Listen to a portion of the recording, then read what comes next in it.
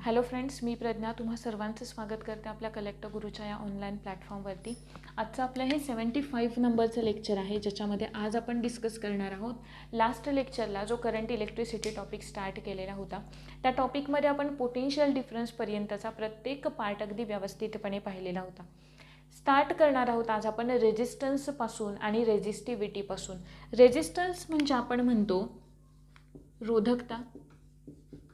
Resistance म्हणजे आहे रोधकता. आणि जेव्हा जेव्हा रेजिस्टन्स येईल तेव्हा PYQ आहे, याच्यावरती प्रश्न विचारलेला आहे मॅच द पेअर्समध्ये. रोधकता किंवा रेजिस्टिव्हिटीशी रिलेटेड जो रूल आहे तो रूल आपल्याला दिला ओहम या सायंटिस्टने. तो रूल आपल्याला दिला ओहम या सायंटिस्टने. ठीक आहे, म्हणूनच आपण रोधकतेला किंवा रेजिस्टिव्हिटीला जे साईन वापरतो ते साईन आपण वापरतो ओहम हे. ठीक आहे, मग ओहम म्हणजे आपण त्याला डिफाईन कसं करतो, तर ओहमला आपण डिफाईन करतो की एका कुलूम चार्जमध्ये किती नाही का किती विद्युतधारा पास होते, म्हणजे आपण ते डिनोट करतो R=VI. जसं की आधीच्या लेक्चरमध्ये आपण तो फॉर्म्युला पाहिला आहे, किंवा V=IR. त्याच्यानंतर मग आपण त्या इलेक्ट्रिक करंटची डेफिनेशन काढली, बरोबर आहे. म्हणजे फॉर एक्झाम्पल बघा, V=IR हा फॉर्म्युला आपण यूज केलेला होता. आपल्याला फक्त आयची व्हॅल्यू काढायची. आपण काय केलं, V तसंच ठेवलं, आरला इकडे आणलं, काय झालं, डिवायडेड बाय आर झाले आहे, बरोबर. किंवा आपल्याला फक्त आरची व्हॅल्यू हवे म्हणजे रेजिस्टिव्हिटी हवे, कारण आपल्याला तो रूल ओहमने दिला आहे. मग रेजिस्टिव्हिटी जर का काढायची, ही झाली आयची व्हॅल्यू. आरची व्हॅल्यू काढायची झाली तर आपण काय करणार, आरला आहे त्या ठिकाणी ठेवणार, पण इकडे V बाय काय करणार, आपण आय करणार आहे, बरोबर. म्हणजे रेजिस्टिव्हिटी आपण कशी सांगू शकतो, पोटेन्शियल डिफरन्सला आपण काय म्हणतो, व्होल्ट असं म्हणतो, आणि इलेक्ट्रिक करंट आपण कशामध्ये देतो, ॲम्पियर या युनिटमध्ये देतो, आणि रेजिस्टिव्हिटी आपण देतो ओहममध्ये, ओहम. ठीक आहे, हे झालं व्होल्ट, म्हणजेच पोटेन्शियल डिफरन्सचं युनिट काय आहे, व्होल्ट हे आहे, आणि इलेक्ट्रिक करंट विद्युतधारेचं युनिट काय आहे, ते आहे ॲम्पियर, ते आहे ॲम्पियर. मग आपण ओहमला कसं डिफाईन करणार, व्होल्ट बाय ॲम्पियर आहे, बरोबर. म्हणजेच पोटेन्शियल डिफरन्स किती इलेक्ट्रिक, म्हणजे किती पोटेन्शियल डिफरन्सला किती इलेक्ट्रिक करंट जातोय, तेव्हा आपल्याला मिळते रेजिस्टिव्हिटी, आणि रेजिस्टिव्हिटी आपण देतो ओहम या युनिटने आहे, बरोबर. पण जर का आपण त्याच्या पुढे जाऊन थोडासा विचार केला तर रेजिस्टन्स म्हणजे आपण नेमकं डिफाईन कसं करतो. रेजिस्टन्स म्हणजे आपण डिफाईन करतो property of conductor, property of conductor to resist the flow of charge through it. म्हणजे एखाद्या कंडक्टरची अशी प्रॉपर्टी की त्याच्यामधून वाहणारा जो चार्ज आहे, ज्याला आपण विभव असं पण म्हणतो, जो चार्ज आहे त्या चार्जला रेजिस्ट करण्याची त्याच्याकडे असलेली कपॅसिटी म्हणजे आपण म्हणतो रेजिस्टिव्हिटी किंवा रेजिस्टन्स, किंवा त्याला आपण म्हणतो रोधकता. या रेजिस्टिव्हिटीचं SI युनिट आपण देतो, SI युनिट आपण देतो ओहम हे. ठीक आहे, पण SI युनिट रेजिस्टिव्हिटीचं ओहम हे. तुम्हाला मी सांगितलं की जेव्हा करंट जो आहे I=V=IR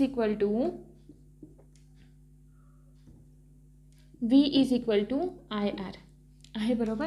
म्हणजे आपण असं म्हणालो, जर का इकडे याला आणलं तर I काय होईल, V/R होईल. म्हणजेच थोडक्यात काय, करंट, विद्युतधारा ही कशावर डिपेंड आहे, पोटेन्शियल डिफरन्सवरती तर डिपेंड आहेच. पोटेन्शियल डिफरन्स म्हणजेच विभवांतर, पोटेन्शियल डिफरन्स विभवांतर. पण या विभवांतराबरोबरच ती अजून कशावरती डिपेंड आहे, रेजिस्टिव्हिटीवरती डिपेंड आहे, रोधकतेवरती डिपेंड आहे.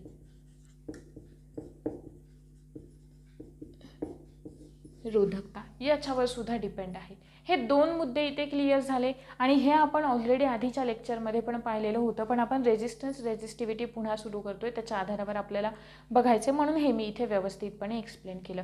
याचे 2 एक्झाम्पल्स मी तुम्हाला सांगितलेले होते की 2 केसेस आपण घेतल्या, एक ए केस आहे, एक बी केस आहे. त्याचा दोघांचा पोटेन्शियल डिफरन्स 200-200 आहे. एकाची रेजिस्टिव्हिटी आहे 20 एवढी आणि एकाची रेजिस्टिव्हिटी आहे 50 एवढी. तर आपल्याला करंटची व्हॅल्यू किती मिळते? इकडे करंटची व्हॅल्यू आपल्याला मिळते 10 मिळते, नाही का, 10 मिळते आणि इकडे करंटची व्हॅल्यू आपल्याला मिळते 4 म्हणजे ॲम्पियर एवढी आहे. बरोबर. म्हणजे इथे जर का रेजिस्टिव्हिटी वेगळी वेगळी आहे तर आपलं काय बदलतं आहे? करंट, म्हणजे त्या वाहकामधून वाहणारी जी विद्युतधारा आहे तिचं सुद्धा काय होतं आहे? प्रमाणामध्ये बदल होतो आहे.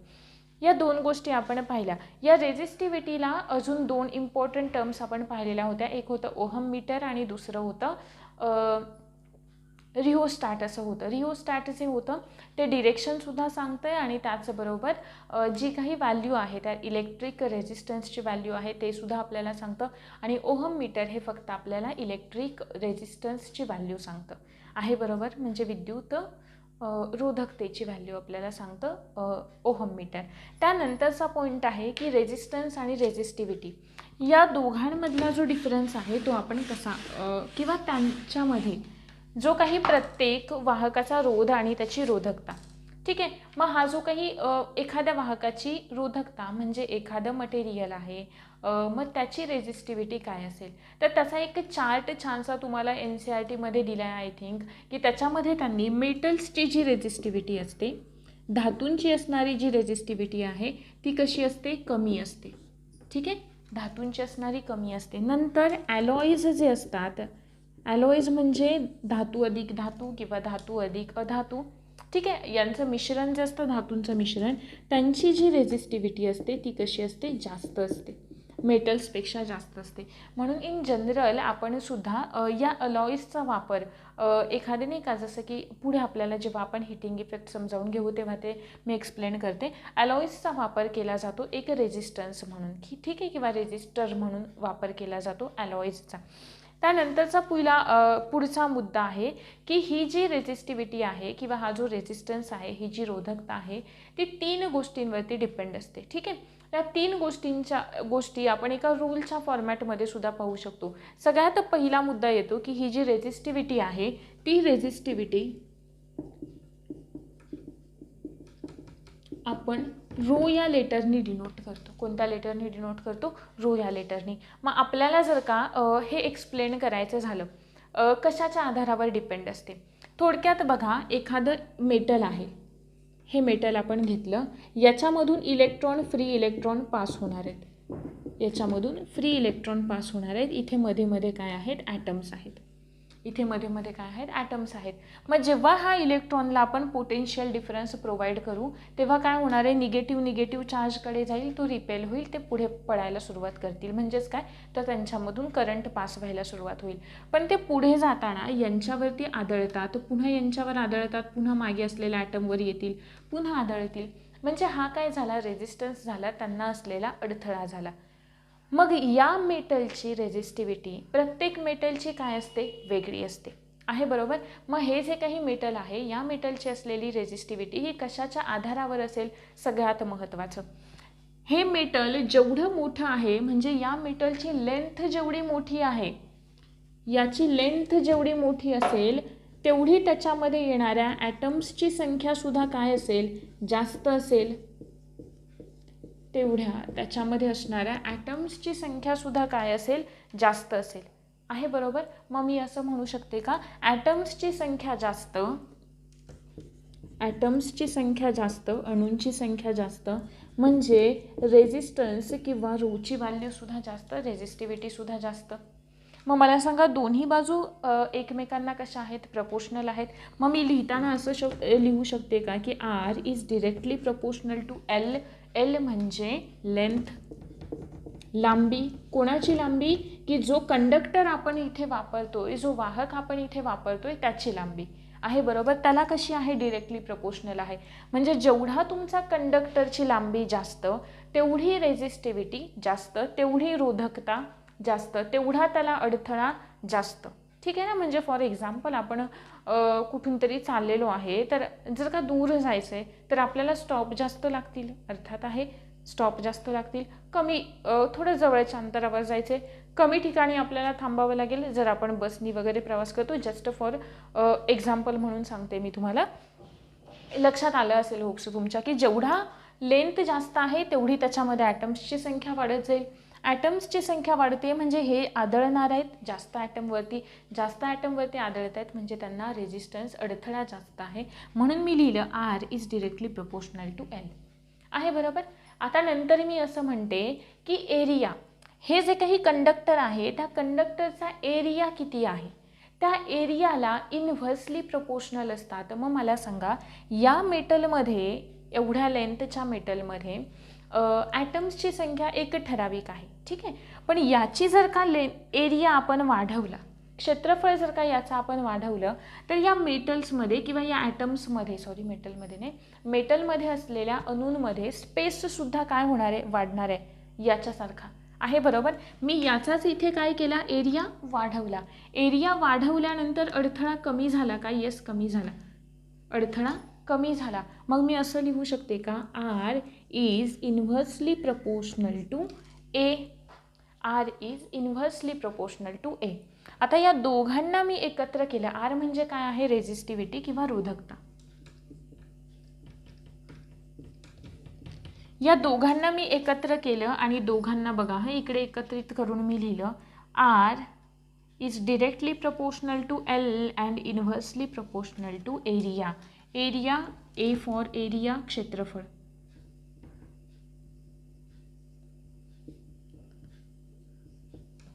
क्लिअर इथंपर्यंत. पुढे पहा आता, हे जे काही साईन आहे ना प्रोपोर्शनलवालं, ते आपल्याला काढून टाकायचं आहे. आणि ते प्रोपोर्शनलवालं साईन काढून टाकण्यासाठी आपण एक काहीतरी कॉन्स्टंट घ्यायला हवा. का कॉन्स्टंट घ्यायला हवा, कारण प्रत्येक मेटल टू मेटल ही रेझिस्टिव्हिटी हे तर चेंज होणार आहे, बरोबर आहे. पण एक काहीतरी कॉन्स्टंट व्हॅल्यू आपल्याला घ्यायला हवी आणि ती आपण घेतो रो ही. आणि रो म्हणजे आपण देतो रेझिस्टिव्हिटी, रोधकता. आर म्हणजे रेझिस्टन्स आणि रो म्हणजे रेझिस्टिव्हिटी. मग हे झालं resistivity into rho L by A. Rho L by A ही कशाची झाली, रेझिस्टिव्हिटीची व्हॅल्यू झाली.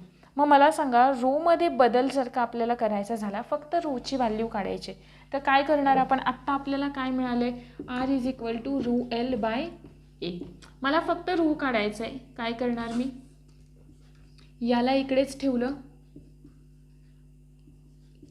इकडे झालं एल आहे. बरोबर.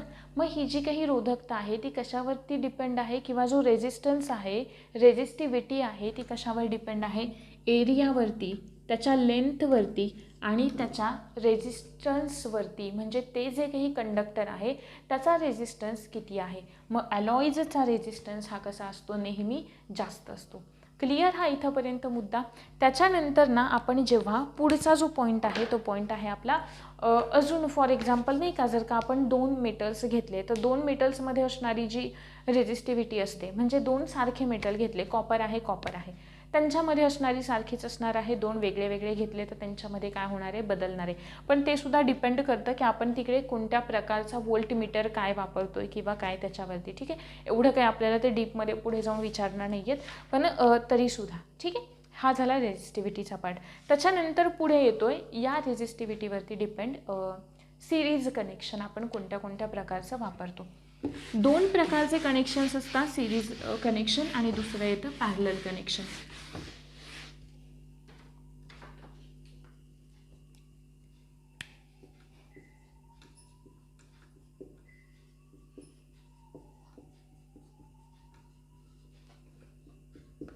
पहिलं आहे सिरीज कनेक्शन आणि दुसरं आहे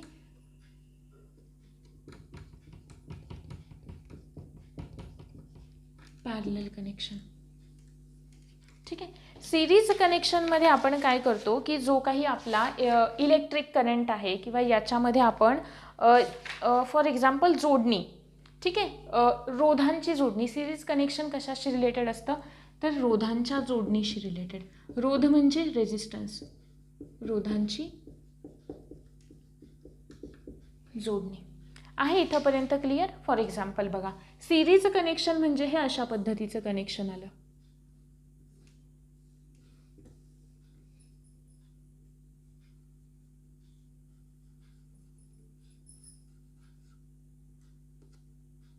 ठीक आहे, म्हणजे याच्यामधून आय हा करंट पास होतोय I1, इथून I2 पास होतोय, इथून I3 पास होतोय.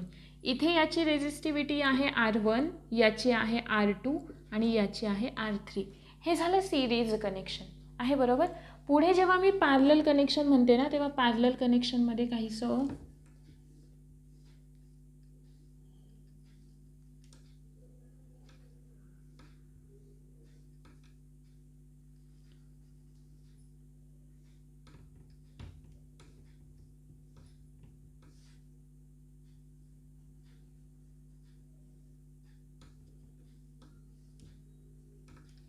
हे झालं पॅरलल कनेक्शन.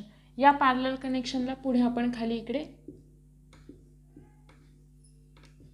हे अशा पद्धतीने कनेक्ट केलेलं आहे. आपण इकडे ॲमीटर वगैरे सुद्धा कनेक्ट करतो, कारण रेझिस्टिव्हिटी कमी करण्यासाठी वगैरे. ठीक, मग ते डिपेंड करतं मेटल टू मेटल.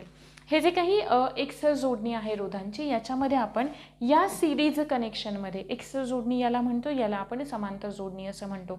आपण जे काही घरगुती आपल्या जी जोडणी असते किंवा आपल्या घरामध्ये जी काही इलेक्ट्रिसिटीची जोडणी असते ती असते पॅरलल स्वरूपाची. का?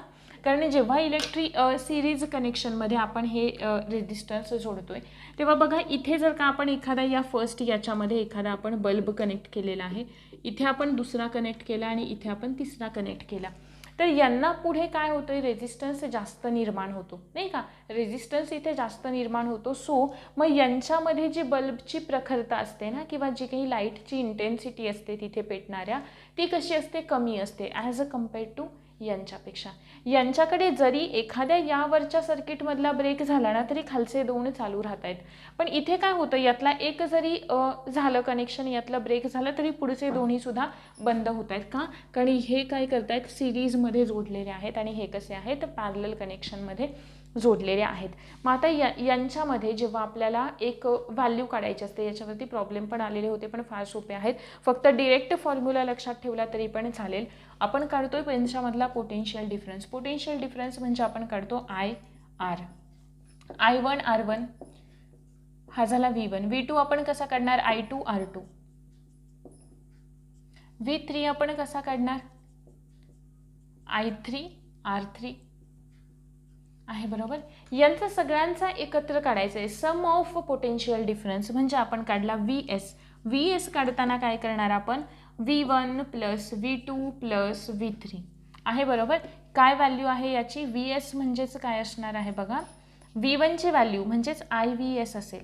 ठीक आहे, V1ची काय व्हॅल्यू येते, I1 R1 plus V2 I2 R2 plus I3 R3. Current याच्यामधून सारखाच वाहणार आहे. सो आपण इकडे हा जो एक आहे I बाजूला काढला, इकडे झाला IVS, म्हणजे फक्त ब्रॅकेटमध्ये काय उरतंय आपलं, R1 plus R2 plus R3 आहे, बरोबर. जेवढे सिरीजमध्ये लावलेले असणार आहेत तेवढे पुढे कंटिन्यू होणार. R3 R4 R5 वगैरे वगैरे. इकडे आयला आय आपण कॅन्सल आउट केलं, म्हणजे आपला टोटल जो काही पोटेन्शियल डिफरन्स येईल तो कसा येईल, R1 plus R2 plus R3 अशा पद्धतीने. क्लिअर इथंपर्यंत? जो काही टोटल रेझिस्टन्स येईल, रेझिस्टन्स काढायचा आपल्याला. ठीक आहे, तो कसा येणार आहे आपला, या सगळ्यांची म्हणजे जो एक ॲव्हरेज आपण काढू, ते ॲव्हरेज कसं असेल, या तिघांच्या बेरजे एवढं असेल. ठीक आहे, म्हणजे जेवढे त्या सिरीजमध्ये तुम्ही रेझिस्टर्स लावलेले आहेत त्या सिरीजमधल्या रेझिस्टन्सच्या बेरजे इतकं काय येणार आहे तुमचं टोटल रेझिस्टन्स येईल. ठीक आहे, जेव्हा आपण पॅरललमध्ये पाहतो ना, तेव्हा पॅरललमध्ये फक्त आता डिरेक्ट फॉर्म्युलाच लक्षात ठेवा. पॅरललमध्ये आपण काढताना कसं काढतो, या सगळ्यांचा रेसिप्रोकल घेतो. म्हणजे जेव्हा आपण टोटल आरची व्हॅल्यू काढतो तेव्हा येतो आपल्याला 1/R1 plus 1/R2 plus 1/R3 आहे, बरोबर. हा फॉर्म्युला आपण यूज करतो टोटल रेझिस्टन्स काउंट करण्यासाठी. ठीक आहे, म्हणजे करंट जो आहे तो करंट सगळीकडे सारखा राहतोय, यांच्यामध्ये पॅरलल सिरीजमध्ये जरी याच्यामधलं एखादं कनेक्शन ब्रेक झालं तरीसुद्धा उरलेले चालू राहतात. सो आपण इन जनरल आपल्या घरगुती वापरासाठी जी काही इलेक्ट्रिसिटी वापरतो ती पॅरलल फॉर्मचं कनेक्शन असतं किंवा पॅरलल कनेक्शन असतं. आहे इथंपर्यंत क्लिअर. त्याच्यानंतरचा पुढचा मुद्दा आहे हीट जनरेटेड किंवा heating effect of electric current. आता या पॅरलल सिरीजमध्ये वगैरे एवढं फारसं काही लक्षात ठेवण्यासारखं नाही आहे. स्टेट बोर्डमध्ये 2 चार्ट दिलेले आहेत. मी तुम्हाला इथे चार्ट दाखवलेत ते. त्या चार्टमध्ये तुम्हाला पॅरलल सिरीजमध्ये कशा पद्धतीचे नाही का कशा पद्धतीचं कनेक्शन असतं आणि पॅरलल सिरीजमध्ये कशा पद्धतीचं कनेक्शन असतं हे दोन्ही तुम्हाला दाखवलेलं आहे. त्यांनी दिलेत तुम्हाला स्टेटमेंटसुद्धा की बघा जर का एक्सल जोडणीमध्ये दिले तर एक्सल जोडणीमध्ये जेव्हा आपण जोडतो म्हणजे सिरीज कनेक्शन जे आपण इथे पाहिलं त्याच्यामध्ये म्हटलं आहे पहिलं स्टेटमेंट की प्रत्येक रोधामधून समान विद्युतधारा वाहील. म्हणजेच प्रत्येक जे काही R1 R2 आपण पाहिले त्याच्यामधून एक समान सारखी इलेक्ट्रिक करंट पास होणार आहे. म्हणजे I हाच इलेक्ट्रिक करंट पास होणार आहे. जरी मी इथे I1 I2 घेतलेला आहे तरीसुद्धा एक्सल जोडणीमध्ये तो काय ती I1ची I2ची व्हॅल्यू जी असते ती काय असते सेम असते. म्हणजे टोटल आपण त्याला काय कन्सिडर करणार आहोत फक्त I एवढं म्हणजे सारखा करंट पास होतोय कुठून एक्सल जोडणीमधून. त्याच्यानंतरचं पुढचं स्टेटमेंट आहे की परिणामी रोध जो असतो तो सर्व रोधांच्या बेस एवढा असतो. इथे मी तुम्हाला ते प्रूफ करून दाखवले आहे बरोबर. म्हणजे RS is equal to R1 + R2 + R3. ठीक आहे. नंतरचं पुढचं स्टेटमेंट आहे की परिणामी रोध हा त्या जोडणी म्हणजे जेवढे काही आपण रेजिस्टर जोडलेले आहेत तर त्यांच्यापेक्षा जास्त असतो. फॉर एक्झाम्पल इकडे बघा जर का हा याचा रेजिस्टन्स आहे 10 याचा आहे 20 याचा आहे 30 तर आपल्याला याची व्हॅल्यू काढायची आहे परिणामी रोध काढायचा आहे. तर जो काही परिणामी रोध असणार आहे RS असणार आहे तो काय आहे R1 + R2 + R3. तिसरं स्टेटमेंट आपल्याला काय सांगतंय की या सगळ्यांपेक्षा म्हणजे या तिघांच्या व्हॅल्यूपेक्षा जो परिणामी रोध असेल त्याची व्हॅल्यू काय येणार आहे जास्त येणार आहे. ऑब्व्हियसली जास्त येणार आहे.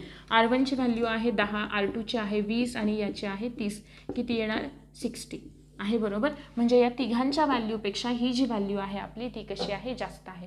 नंतरचं पुढचं जे स्टेटमेंट आहे ते ही जी जोडणी आहे म्हणजे या प्रकारची जी जोडणी आहे तर जिथे जिथे आपल्याला रेजिस्टन्स वाढवायचा आहे म्हणजे इलेक्ट्रिसिटी पास होण्यासाठी जास्त अडथळा निर्माण करायचा आहे तिथे तिथे या प्रकारची जोडणीचा वापर केला जातो. कोणत्या एक्सल जोडणीचा. आहे क्लिअर इथंपर्यंत. नंतर बघा पुढे तुम्हाला पुन्हा पॅरलल सिरीजवाला चार्ट आपण दाखवतोय. त्याच्यामध्ये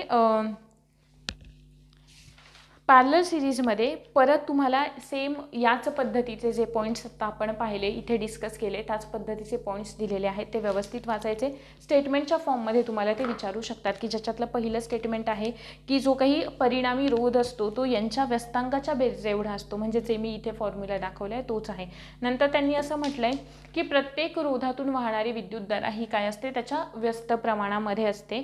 आणि दुसरं की परिपथातून वाहणाऱ्या म्हणजे जसं की फॉर्म्युलामध्ये दाखवलं आहे तो फॉर्म्युलाच फक्त तुम्हाला त्यांनी एक्सप्लेन करून दिला आहे की जो काही टोटल रेजिस्टन्स असेल तो यांच्या व्यस्तांकाच्या बेस एवढा असेल. म्हणजे जसं की इथे आपण दाखवलं आहे ते. फॉर एक्झाम्पलच्या फॉर्ममध्ये आपण घेऊयात. याचा पुन्हा आहे 10 याचा आहे 20 आणि याचा आहे 30.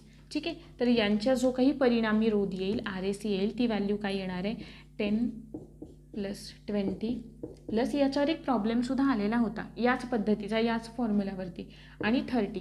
आपण आधी सगळ्यात आधी काय करणार आहे यांचं सिमिलर करून घेणार आहे बरोबर.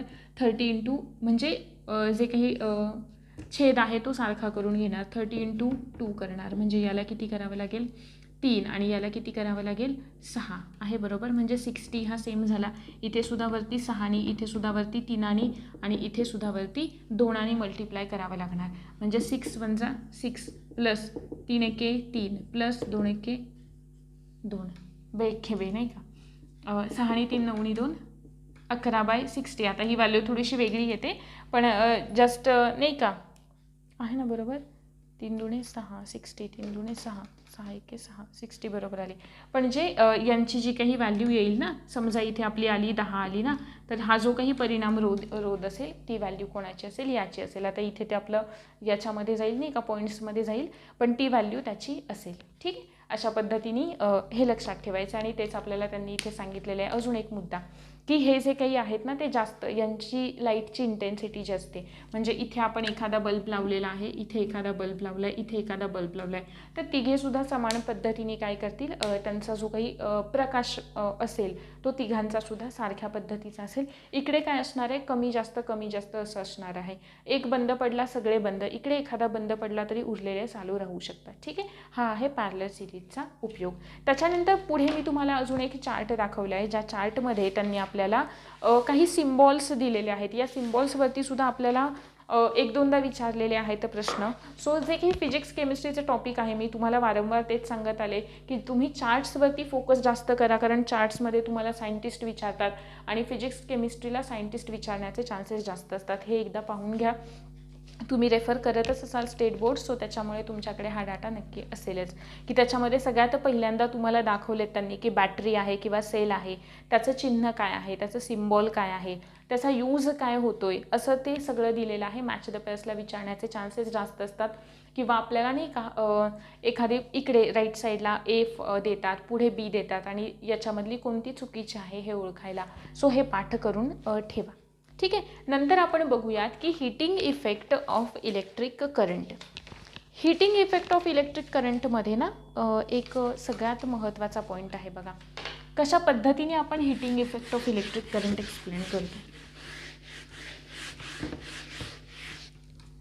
पॉईंट आहे आपला हीटिंग इफेक्ट ऑफ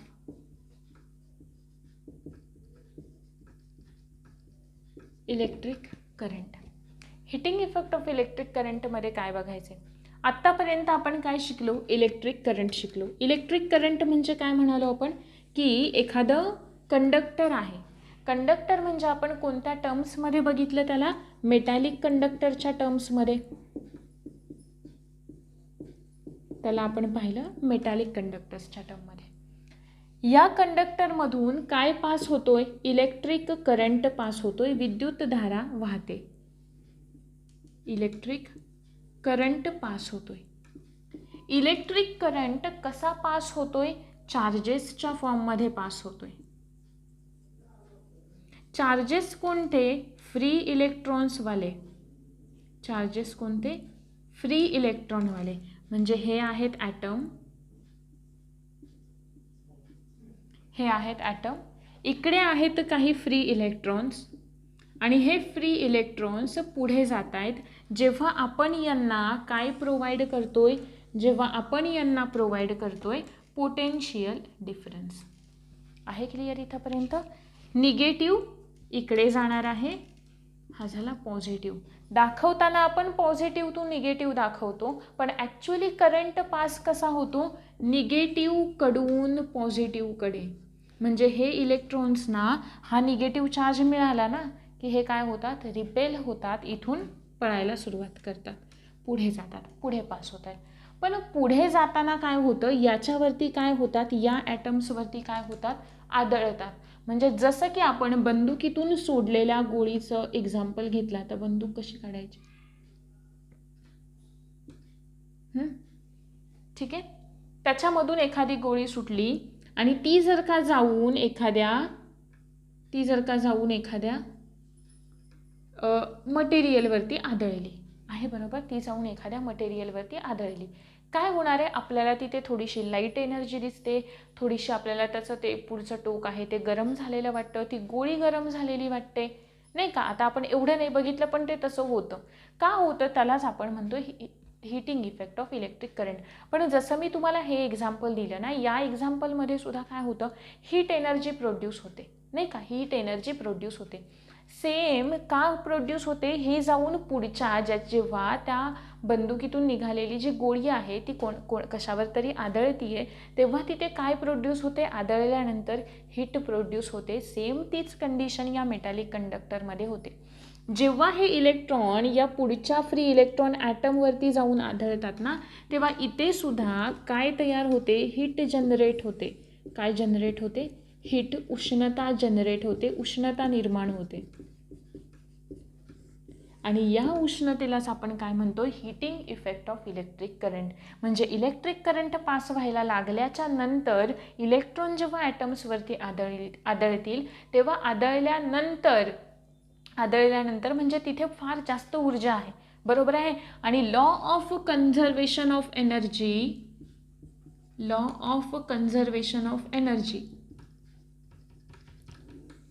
ऊर्जा अक्षय्यतेच्या नियमानुसार आपल्याला माहिती आहे की ऊर्जा निर्माण करता येत नाही किंवा नष्ट पण करता येत नाही, मग तिचे एका प्रकारातून दुसऱ्या प्रकारात रूपांतर होतंय. मग इथे ही जी काही इलेक्ट्रिक एनर्जी आहे तिचं रूपांतर कशामध्ये होतंय? तिचं रूपांतर होतंय इथे हीट एनर्जीमध्ये. तिचं रूपांतर कशामध्ये होतंय? हीट एनर्जीमध्ये तिचं रूपांतर होतंय, आहे बरोबर. म्हणजेच कळालं हीट कशी प्रोड्यूस होते. मग हा जो काही हीटिंग इफेक्ट आहे किंवा ही तयार झालेली जी काही हीट आहे तिला आपण कशा पद्धतीने, म्हणजे तिला आपण डिफाईन कसं करतो किंवा तिचा आपण फॉर्म्युला काय देतो त्या तयार झालेल्या हीटचा. हीट तयार झाले म्हणजेच काय, एनर्जीचं ट्रान्सफॉर्मेशन झालंय, आहे बरोबर. मग V इज इक्वल टू आपल्याला फॉर्म्युला माहिती आहे W/Q, बरोबर आहे ना. वोल्ट म्हणजे आपण काय म्हणालो, work done in unit charge, आहे बरोबर. मग वर्क डन म्हणजेच आत्ता इथे काय आहे, एनर्जी आहे. एनर्जी म्हणजेच कोणती एनर्जी आहे, हीट एनर्जी आहे, नाही का. हे जे वर्क डन आहे त्या वर्क डनलाच आपण काय म्हणालो, हीट एनर्जी असं म्हणालो. म्हणजे H/Q आपल्याला मिळालं का, इथे H/Q मिळालं, आहे बरोबर. पण आता हे H/Q थोडंसं बाजूला ठेवूयात. हे जे हीट आहे ना त्याच्यासाठी किंवा उष्णतेसाठी आपल्याला जूलनी उष्णतेचा एक नियम दिला. जूलनी उष्णतेचा नियम दिला, एक हीटशी रिलेटेड रूल दिला. आणि तो रूल काय सांगतो माहिती आहे, तो रूल सांगतो की उष्णता जी आहे म्हणजेच heat generated from A metallic conductor, म्हणजे एखाद्या मेटॅलिक कंडक्टरकडून जनरेट झालेली heat he is directly proportional to square of the electric current. पहिलं is directly proportional to square of the electric current. नंतर पुन्हा is directly proportional to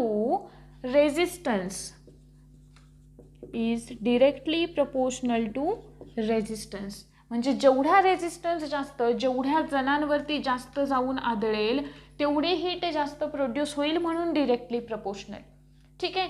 and is inversely proportional to टाईमशी सुद्धा directly proportional to time, पण inversely proportional to कोण, एरियासाठी inversely proportional आहे हे, ठीक आहे. पण आत्ता इथे आपण एरियाचा विचार करत नाही. आपल्याला हा रूल फक्त या तिघांबद्दल माहिती सांगतो. कोणाबद्दल, की जर काय एखाद्या मेटॅलिक कंडक्टरमधून इलेक्ट्रिक करंट वाहतोय, वाहकामधून वाहणारी विद्युतधारा ही जेव्हा हीट जनरेट करते, उष्णता निर्माण करते, तेव्हा ती उष्णता ही समानुपाती असते कोणाच्या, त्या विद्युतधारेच्या वर्गाशी, त्याला लागणाऱ्या वेळेसाठी, टाईम पिरियड स्मॉल टी साठी आणि रेजिस्टन्स आर साठी. आणि स्क्वेअर ऑफ इलेक्ट्रिक करंट आपण डिनोट करतो I²ने. म्हणजे आपल्याला हीटचा फॉर्म्युला काय मिळतो, जर का हीटचा फॉर्म्युला म्हणजे आपण असं म्हणू शकतो का, heat is directly proportional to I²RT, आहे बरोबर. आणि आपण त्याचा फॉर्म्युला देताना सुद्धा असाच देतो, हीटचा फॉर्म्युला, आहे बरोबर. इथंपर्यंत क्लिअर आहे.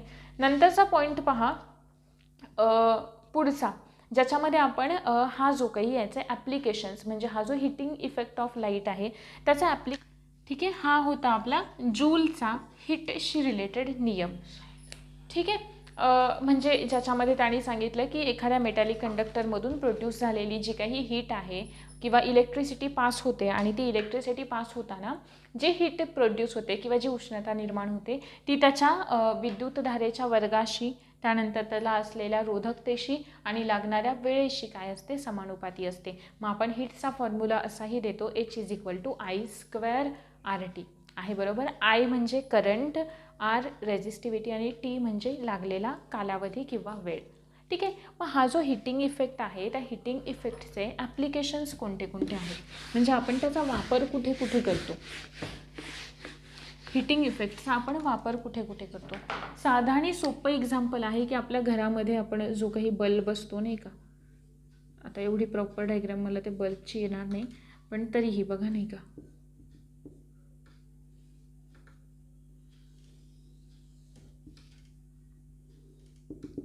जो बल्ब असतो त्या बल्बमध्ये इथे मध्ये आपल्याला एक तार दिसते आहे. बरोबर. ही जी तार असते ना, ती तार असते टंगस्टनची. कशाची? ती तार असते टंगस्टनची आहे. बरोबर. आणि टंगस्टन हे काय आहे, एक ॲलॉय म्हणून आपण म्हणतो, एक मेटल आहे. पण आपल्याला माहिती आहे की जे काही ॲलॉईज आहेत त्या ॲलॉईजची रेझिस्टिव्हिटी काय असते, जास्त असते.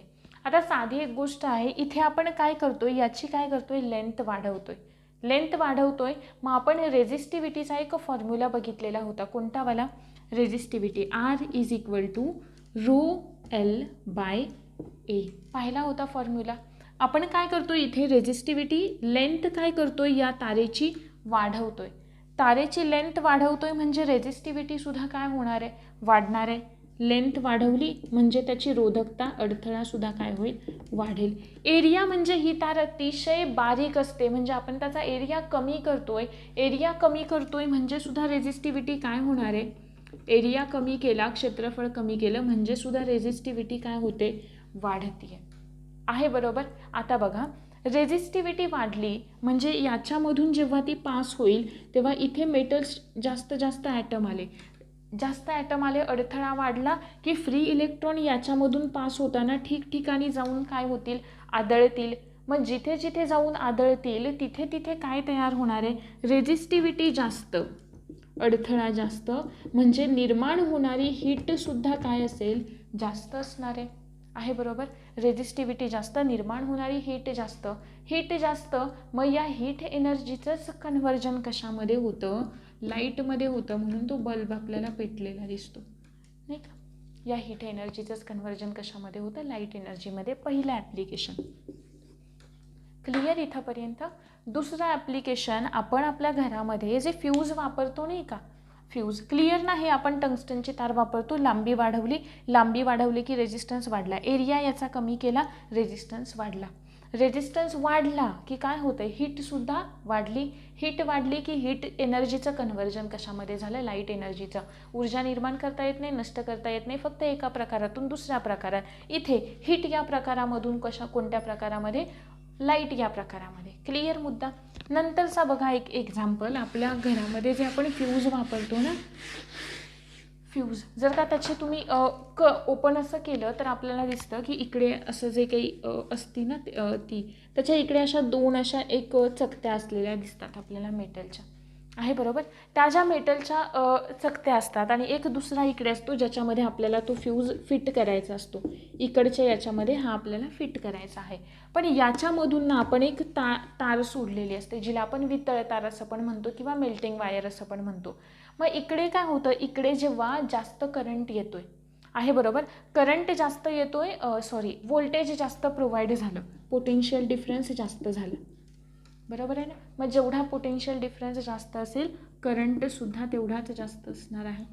मला सांगा, करंट फार जास्त झाला मग ही जी काही अशा वेळे आपल्या घरामध्ये का वापरतो आपण, या पद्धतीचं जे इन्स्टॉलेशन असतं ते या पद्धतीचं असतं आपल्याकडे. त्याचं एक रिझन आहे का, जर का व्होल्टेज वाढलं तर इकडचा करंट पण वाढतोय. करंट वाढल्यानंतर शॉर्टिंग होण्याचे चान्सेस जास्त असतात. पण याच्यामधून ही जी मेल्टिंग वायर पास केलेली असते ना, जेव्हा तुमचा करंट वाढतो ना तेव्हा काय होऊन जातं, ही वायर जी आहे ती काय होऊन जाते, मेल्ट होऊन जाते.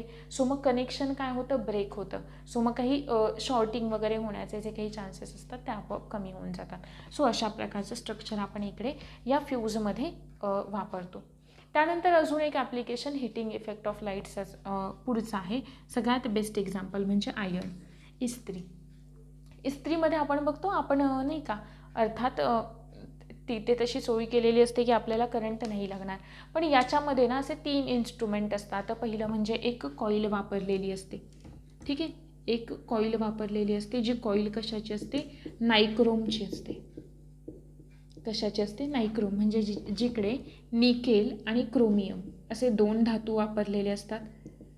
आता मला सांगा, निकेल आणि क्रोमियम 2 वापरले तर म्हणजे हे काय झालं, ॲलॉय झालं आहे, बरोबर, धातूंचं संमिश्र झालं, ॲलॉय झालं. मग ॲलॉयची रेझिस्टिव्हिटी आणि रोधकता सगळ्यात जास्त असते. मगाचपासून अनेकदा सांगितलंय, ॲलॉईजची रेझिस्टिव्हिटी जी असते, रेझिस्टिव्हिटी जी असते ती काय असते, जास्त असते.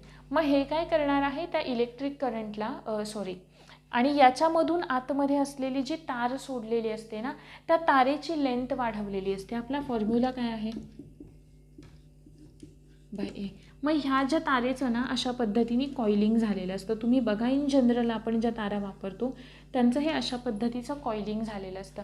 कॉइलिंग होतं आहे म्हणजे आपण काय करतो, आता मला सांगा, इथून एवढी तार ही स्ट्रेट आहे आणि हिला मी असं जर का फोल्ड केलं आहे तर याचा काय वाढलं आहे, लेंथ वाढली आहे. याची लेंथ वाढली की काय वाढली, रेझिस्टिव्हिटीसुद्धा वाढली आहे, बरोबर. रेझिस्टिव्हिटी वाढली की आपोआप हीटसुद्धा काय होणार आहे, वाढणार आहे. मग आता ही जी काही हीट आहे किंवा जो काही एरिया पण जो आहे अर्थात तो या पद्धतीने वाढतो, पण अशा ज्या पद्धतीने आपल्याला हवा आहे त्या पद्धतीने एरिया कमी होतो, सो ती रेझिस्टिव्हिटी वाढते.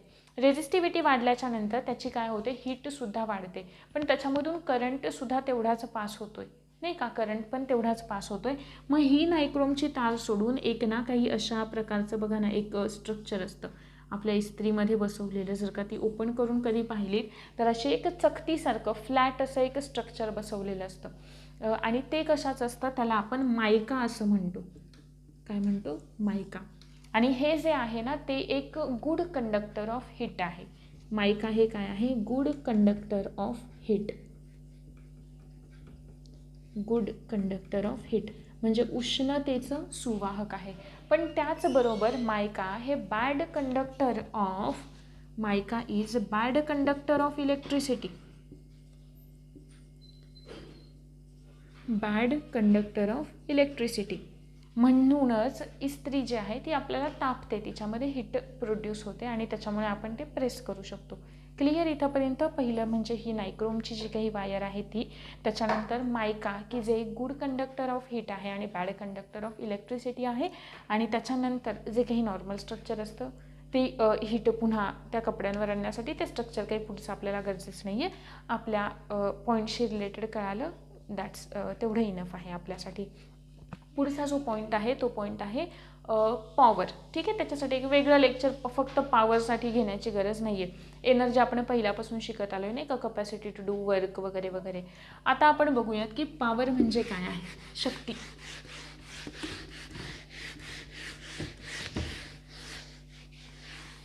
त्याचं युनिट काय, पॉवर म्हणजे आपण म्हणतो work done per unit time. Power is equal to work done per unit time. Per unit time म्हणजे स्मॉल टीने आपण डिनोट करणार आहे, बरोबर. वर्क डन कशाने दाखवतो आपण, कॅपिटल डब्ल्यूने. P is equal to W/T आहे, बरोबर. हा झाला त्याचा फॉर्म्युला. आणि पॉवर आपण पॉवरचं युनिट आपण काय देतो, पॉवरचं युनिट देतो आपण वॅट आहे. पॉवरचं युनिट आपण देतो वॅट आहे. आता रिसेंट याच्यावरती एक न्यूमेरिकल विचारलेलं होतं आणि ते न्यूमेरिकल फार सोपं होतं जर का आपल्याला माहीत असेल की एक वॅट हे जे युनिट आहे ना, ते वॅट हे युनिट खूप जास्त लहान आहे, म्हणजे मेजरिंगसाठी वॅट हे युनिट फार लहान आहे. मग आपण जेव्हा आपल्याला इलेक्ट्रिसिटी म्हणा किंवा पॉवर जेव्हा आपल्याला मोजायची असते तेव्हा आपण ती किलो वॅट्समध्ये मोजतो. ठीक आहे, आणि 1 किलो वॅट म्हणजे किती होतं, 1 किलो वॅट म्हणजे होतं 1000 वॅट. 1 किलो वॅट म्हणजे किती होतं, 1000 वॅट होतं आहे, बरोबर. आणि अजून एक युनिट लक्षात ठेवा, 1 HP म्हणजे 746 watt. 1 horse power is equal to 746 746 watt एवढं ते युनिट असतं. ठीक आहे, जर का एखादा एक्झाम्पल घेतला आपण, 1 किलो वॅट आहे आणि ते 1 किलो वॅट आणि पर मिनिट म्हणूयात आपण, किंवा येस, आपण पर मिनिट म्हणण्यापेक्षा एका अवरमध्ये, जर का या किलोवॅटला आपण किलोवॅट अवरमध्ये करायचं आहे, हो ना, किलोवॅट अवरमध्ये करायचं म्हणजे प्रश्न असा होता काहीतरी, मला एक्झॅक्ट तो प्रश्न नाही आठवत आहे, जेव्हा आपण याच्यावरचे न्यूमेरिकल्स घेऊ तेव्हा तुम्हाला कळेलच, पण काहीतरी असा होता की एका युनिटचा चार्ज 3 रुपये आहे, डेली किती 1 तासभर ती ऊर्जा वापरतायत आहे, बरोबर, आणि काहीतरी युनिट्स दिलेले होते, मग ते किलोवॅटमध्ये आपल्याला काढावं लागत होतं, ठीक आहे, आणि मग त्याच्यानंतर फक्त 3नी मल्टिप्लाय करून आपल्याला ते आन्सर मिळत होतं की किती विजेचं बिल किती येईल, असा प्रश्न होता, ठीक आहे. मग या किलोवॅटला ना तेव्हा आपल्याला प्रत्येक अवरला दिलेलं होतं नाही का, म्हणजे एका दिवशी 1 तास ऊर्जा वापरली जाते, तर मग या किलोवॅटला किलोवॅट अवरमध्ये कसं करणार आपण, किलोवॅट म्हणजे किती आहे, 1000 वॅट आहे, मग 1000 वॅट इंटू एका अवरमध्ये किती सेकंड, सेकंडच्या टर्म्समध्ये आपण हे मोजतो, म्हणजे किती येणार 3600, आणि या 3600ची व्हॅल्यू मग आपण पुढे काढायची, काय येईल 3.6 इंटू 10 काय ते समथिंग येईल आहे, बरोबर, 10⁶ वॅट समथिंग काहीतरी येते त्याची व्हॅल्यू, ठीक आहे. हे अशा पद्धतीने आपण जेव्हा न्यूमेरिकल्स बघू तेव्हा याच्यावरचा एक डिटेल जो काही आहे किंवा PYQ फार सोपे असतात, आणि हे फक्त तुम्हाला हे एवढं जरी माहीत असलं ना की 1 किलोवॅट म्हणजे 1000 वॅट असं आहे, कारण वॅटमध्ये आपण नाही काउंट करू शकत, आणि मग ते किती वॅट होत आहेत त्याला जेवढे काही आपले अवर्स येत आहेत ना त्यांनी काय करायचं होतं, मल्टिप्लाय करायचं होतं, दॅट्स इट, एवढंच होतं, बाकी काही नव्हतं. तुम्हाला ते न्यूमेरिकल्स घेताना मी सांगते, सो डोंट वरी. हे जे होतं ते होतं सगळं आपलं याच्याशी रिलेटेड, इलेक्ट्रिसिटीशी रिलेटेड. याच्यामध्ये अजून तुम्हाला ऊर्जेचं कन्व्हर्जन कसं होतं, 10वीच्या बुकमध्ये तुम्हाला एक फार जास्त व्यवस्थितपणे चार्ट दाखवलेला आहे, म्हणजे विद्युत ऊर्जेचं कोणत्या इतर ऊर्जेमध्ये रूपांतर होतं तेव्हा आपण तिला काय म्हणतो, तो चार्ट एकदा व्यवस्थित करून घ्याल, तुमच्या नोट्समध्ये तो तुम्हाला दिला जाईल, थोडंसं लेट झालं आहे पण तुम्हाला ते मिळतील, ठीक आहे. सो तो एक चार्ट त्यामधून प्रिपेअर करा, आणि बाकीचा जो काही पार्ट आहे तो हा होता, याच्यावरती आत्तापर्यंत यावरच प्रश्न जास्त विचारले.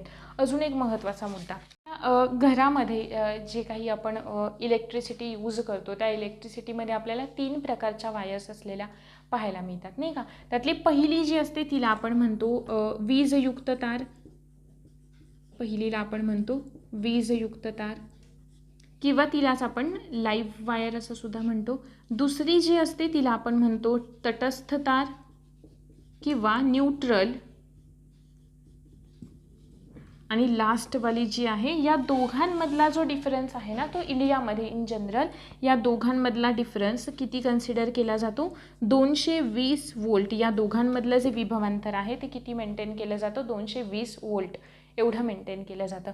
आणि तिसऱ्या प्रकारची जी तार असते जिला आपण अर्थिंग वायर असं म्हणतो किंवा भूतटस्थ तार असं सुद्धा म्हणतो, भूतटस्थ तार, ठीक आहे. आणि यांना काही कलर्समध्ये पण डिनोट केलेलं असतं, म्हणजे नाही का यांच्यावरती कशा पद्धतीचं इन्सुलेशन असेल, तर ही जी काही वीजयुक्त तार आहे, लाईव्ह वायर आहे, ती असते रेड कलरमध्ये, म्हणजे तिच्यावरती रेड कलरचं कोटिंग केलेलं असतं, इन्सुलेशन मटेरियल जे असतं, इन्सुलेटर जो असतो ते रेड कलरचा. ही जी तटस्थ तार आहे ती असते ब्लॅक कलरची, ती असते ब्लॅक कलरची, आणि जी भूतटस्थ तार असते ती असते येलो कलरची, ती असते येलो कलरची.